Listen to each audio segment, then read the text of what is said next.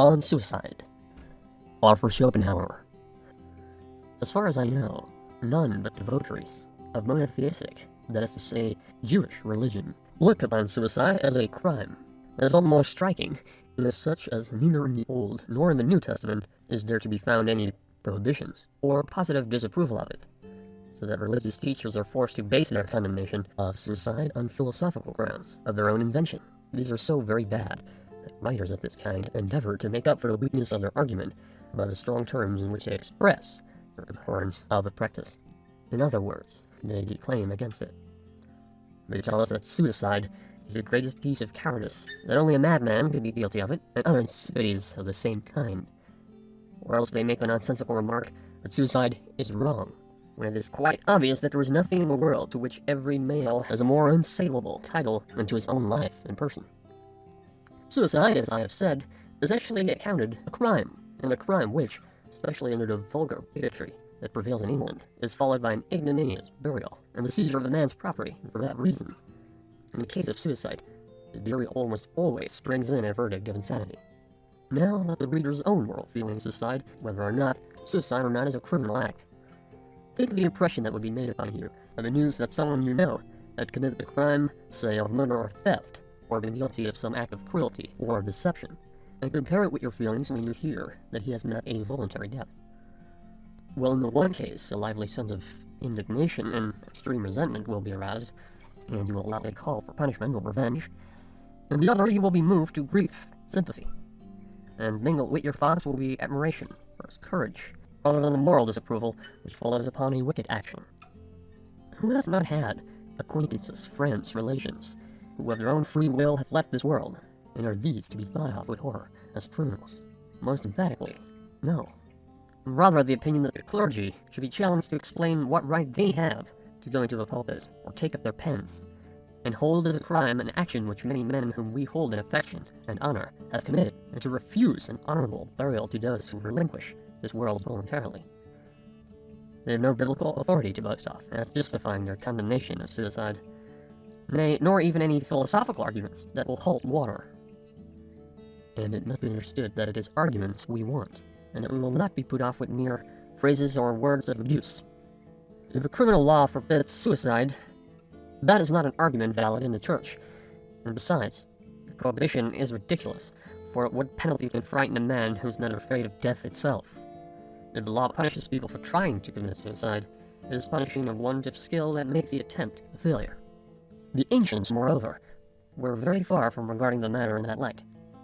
Pliny says, "Life is not so desirable a thing as to be protracted at any cost. Wherever you are sure to die, even though your life has been full of abomination and crime. The chief of all remedies for a troubled mind is the feeling that among the blessing which nature gives to man, there is none greater than the opportune death, and the best of it is that everyone can avail himself of it."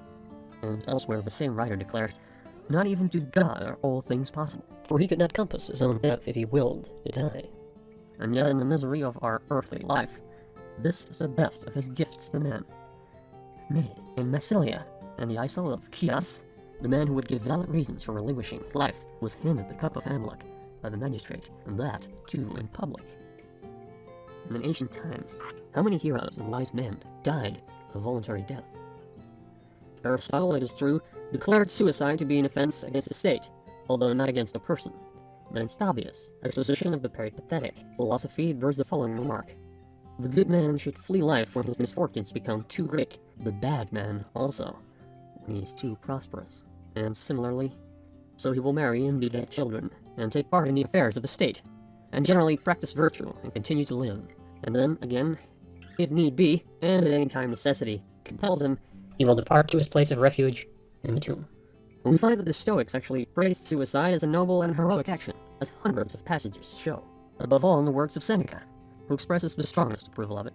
As is well known, the Hindus look upon suicide as a religious act, especially when it takes the form of self-immolation by widows, but also when it consists in casting oneself under the wheels of a chariot of the god at Juggernaut, or being eaten by crocodiles in the Ganges, or being drowned in the holy tanks in the temples, and so on. The same thing occurs in the stage, the mirror of life. For example, in L'Orphelin de la Chine, celebrated Chinese play, almost all the noble characters end by suicide, without the slightest hint anywhere or any impression being produced on the spectator that they are committing a crime. And in our own theater, it is much the same. For instance, in Mahomet, or Mortimer and Maria Stuart, Othello, Countess Darksky, is Hamlet's monologue the meditation of a criminal? He merely declares that if we had any certainty of being annihilated by it, death would be infinitely preferable to the world as it is. But there lies the rub. The reasons advanced against suicide by the clergy of monotheistic, that is to say, Jewish religions, and those philosophers who adapt themselves thereto, are weak sophisms which can be easily refuted. The most thorough-going refutation of them is given by Hume in his Essay on Suicide. This did not appear until after his death, when it was immediately suppressed, owing to the scandalous bigotry and outrageous ecclesiastical tyranny that prevailed in England, and hence only a very few copies of it were sold, under cover of secrecy, and at a high price. This and the other treatises by that great man have come to us from Basel, and we may be thankful for the reprint.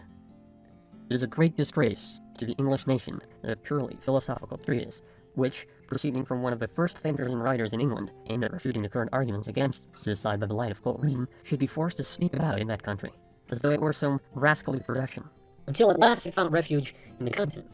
At the same time, it shows what good conscience the Church has in such matters. In my chief work, I have explained the only valid reason existing against suicide on the score of mortality. It is this, that suicide thwarts the attainment of the highest moral aim by the fact that, for a real release from this world of misery, it substitutes one that is merely apparent. But from a mistake to a crime is a far cry, and it is as a crime that the clergy of Christendom wish us to regard suicide. The inmost kernel of Christianity is the truth that suffering, the cross, is the real end and object of life. Hence Christianity condemns suicide as thwarting this end, whilst the ancient world, taking a lower point of view, held it in approval, nay, in honor. But if that is to be accounted a valid reason against suicide, it involves the recognition of asceticism. That is to say, it is valid only from a much higher ethical standpoint than has ever been adapted by moral philosophers in Europe. If we abandon that high standpoint, there is no tenable reason left on the score of morality for condemning suicide. The extraordinary energy and zeal with which the clergy of monotheistic religions attack suicide is not supported either by any passages in the Bible or by any considerations of weight, so that it looks as though they must have some secret reason for their contention. May it not be this: the voluntary surrender of life is a bad compliment for him who said that all things were good. If this is so, it offers another instance of the crass optimism of these religions, denouncing suicide to escape being denounced by it. It will generally be found that, as soon as the terrors of life reach the point at which they outweigh the terrors of death, a man will put an end to his life. But the terrors of death offer considerable resistance. They stand like a sentinel at the gate leading out of this world. Perhaps there is no man alive who would not have already put an end to his life if this end had been of a purely negative character, a sudden stoppage of existence. There is something positive about it. It is a destruction of a body, and a man shrinks from that, because his body is the manifestation of the will to live. However, the struggle with that sentinel is, as a rule, not so hard as it may seem from a long way off, mainly in the consequence of the antagonism between the ills of the body and the ills of the mind. If we are in great bodily pain, or the pain lasts a long time, we will become indifferent to other troubles. All we think about it is to get well. In the same way, great mental suffering makes us insensible to bodily pain. We despise it. Nay, if it should outweigh the other, it distracts our thoughts, and we welcome it as a pause in mental suffering. It is this feeling that makes suicide easy, for the bodily pain that accompanies it loses all significance in the eye of one who is tortured by an excess of mental suffering. This is especially evident in the case of those who are driven to suicide by some purely morbid and exaggerated ill humor. No special effort to overcome their feelings is necessary, nor do such people require to be worked up in order to take the step. But as soon as the keeper into whose charge they are given leaves them for a couple of minutes, they quickly bring their life to an end. When in some dreadful and ghastly dream, we reach the moment of greatest horror, it awakes us, therefore banishing all the hideous shapes that were born in the night. And life is a dream. When the moment of greatest horror compels us to break it off, the same thing happens. Suicide may also be regarded as an experiment, a question which man puts to nature, trying to force her to an answer. The question is this: what change will death produce in a man's existence, and his insight into the nature of things?